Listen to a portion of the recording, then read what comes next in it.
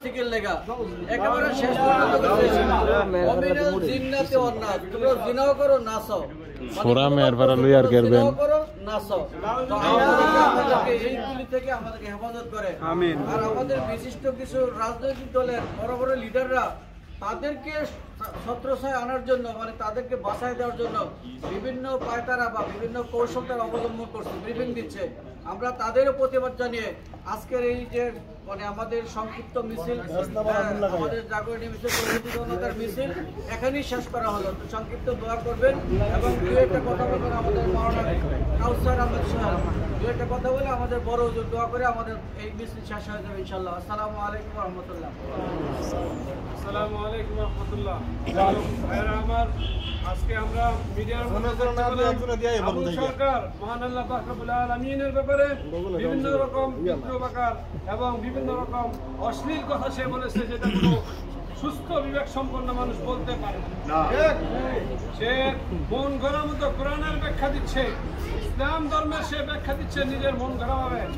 ইসলাম ধর্ম প্রতিষ্ঠিত সুনির্দিষ্ট নিয়ম নীতি এবং আল্লাহ তাআলার পক্ষ থেকে প্রদত্ত বিধানের উপর ইসলাম ধর্ম প্রতিষ্ঠিত। সে ইসলাম ধর্মের অবব্যাখ্যা করে সে প্রকারান্তরে মুসলমানদেরকে বিভ্রান্ত করে ঈমান হারা করার পায়তারা করে বিদেশি এজেন্ডা বাস্তবায়ন করার নীল নকশা সে অর্পণ করেছে। তাদের আবুল সরকার সহ যে সকল বাউলরা বিদেশি এজেন্ডা বাস্তবায়নের জন্য মুসলমানদের ঈমান আকীদা হারাম করার জন্য পায়তারা করতেছে, তাদের আস্তানাগুলো ভেঙে ঘুরে দেব ইনশাআল্লাহ। বাংলায় এই সকল বিভ্রান্ত সৃষ্টিকারী ঈমান হরণকারী আবুল বাউলদের কোনো ঠাঁই হবে না ইনশাআল্লাহ।